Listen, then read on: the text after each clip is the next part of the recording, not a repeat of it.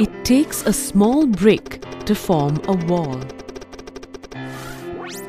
It takes 4 walls to form a room, and many rooms to form a house. Similarly, it takes tiny cells to form a tissue. It takes different tissues to form an organ, and many organs to form an organism. By the end of this lesson, you will be able to identify the different types of animal tissues. Describe the different types of epithelial tissue. Describe the different types of connective tissue. Describe the different types of muscular tissue. And describe the components of nervous tissues.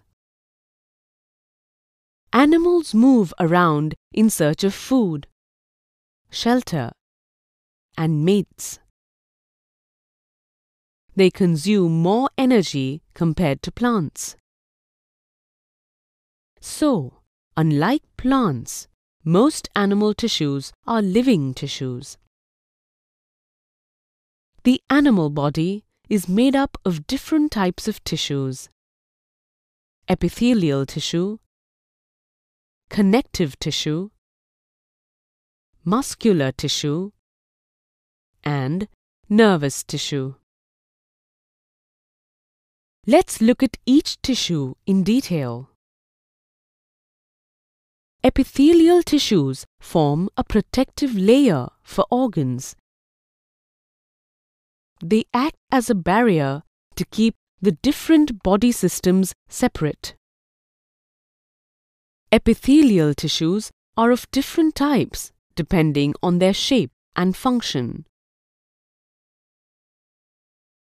Let's first look at squamous epithelium.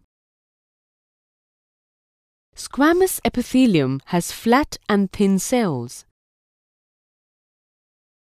These cells group together and do not have intercellular spaces between them. They are found in the outer layer of the skin, lining the cavities of ducts, blood vessels, and the chambers of the heart, and provide mechanical support. These pillar-like cells are called columnar epithelium. Columnar epithelial cells are cylindrical. They are found in the lining of the stomach and intestines and facilitate the movement of nutrients across the epithelial barrier. This is glandular epithelium. When columnar epithelial cells modify as gland cells and secrete substances at the epithelial surface, they form glandular epithelium. These are found in the sweat glands and tear glands and produce secretions. This is the lining of the respiratory tract where ciliated epithelium tissue is found. These tissues are actually columnar cells with hair-like projections called cilia. Cilia are motile, and this movement pushes the mucus forward into the nasal tract to clear it. These cubical cells belong to cuboidal epithelium tissue. This tissue is found in the lining of kidney tubules, salivary glands, and thyroid glands, where it provides mechanical support. Stratified epithelium may have the same or different kinds of epithelial cells. cells line up one over the other to form stratified epithelium. It is found in places of wear and tear, like the epidermis of the skin, lining of the mouth cavity, and esophagus. This is a network of roads that connects different places to each other. Similarly, the animal body also has its own network of tissues that connects different organs and tissues. It is the connective tissue. Connective tissues are of different types, depending on their shape and functions. Let's take a detailed look at each of them. Blood is a type of fluid connective tissue. Blood has a straw-colored liquid part called plasma, which contains water, proteins, salts, and hormones. Blood cells suspended in the plasma include red blood corpuscles or RBCs, white blood corpuscles or WBCs, and platelets. Blood flows within blood vessels and transports gases, digested food, and hormones to different parts of the body. Bone is another connective tissue. Bone cells are embedded in a hard matrix composed of calcium and phosphorus compounds. It is a hard, porous tissue that anchors the muscles and protects the internal organs. Take a close look at these tissues that pack and bind various organs. These are fibrous connective tissue. They include ligaments that connect two bones. Ligaments are tough and elastic and provide strength and flexibility. Tendons connect bones to the muscles.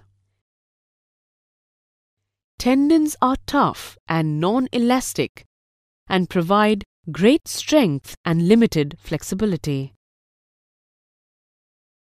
Another type of connective tissue is cartilage.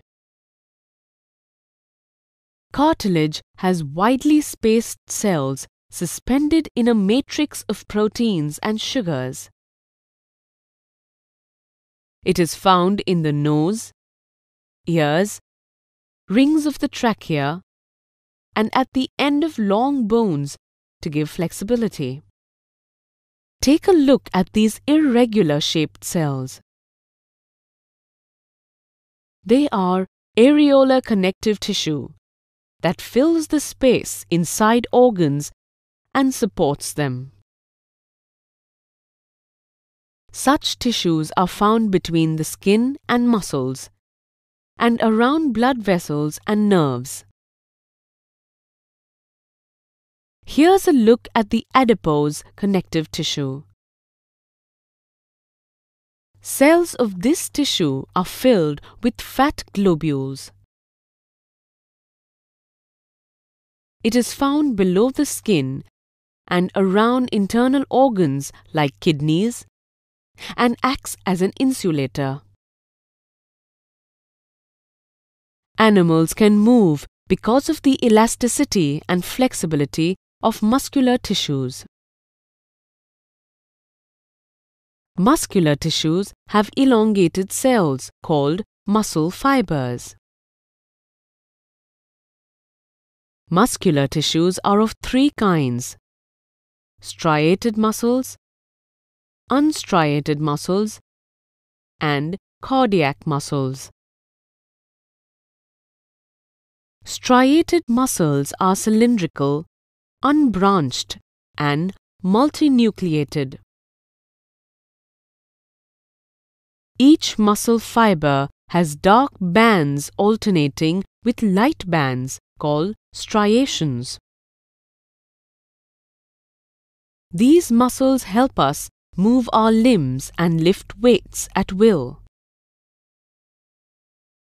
So, striated muscles are called voluntary muscles. They are found in our limbs, body wall, face and neck. See how the food is pushed down to the alimentary canal by the contraction and relaxation of muscles. This process is done by unstriated muscles, which are spindle-shaped with one nucleus.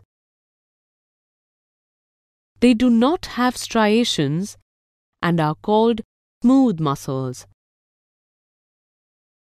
They are also beyond our control and are called involuntary muscles. They are found in the iris of the eye, urinary bladder, and bronchi of the lungs. That leaves only one type of muscle tissue, cardiac muscles.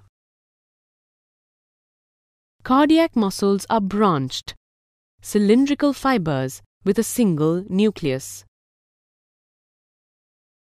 The contraction and relaxation of these involuntary muscles cause heartbeats. Do you know what these boys are doing? They are trying to converse over a telephone that they have made. The function of the wire is to transmit information. Similarly, our body also has tissues that transport information from one part of the body to another. These are called nerve tissues. Let's take a closer look at nervous tissues. Nervous tissues have elongated cells called neurons. Each neuron consists of a cell body with a nucleus and cytoplasm called cyton, and elongated hair-like extensions called dendrites. One of the dendrites, called axon, is very long. Neurons join end to end to form nerve fibers. These nerves are richly supplied with blood. Nervous tissues are found in the brain, spinal cord, and nerves. The combination of nerve and muscle tissue enables man to move rapidly in response to stimuli.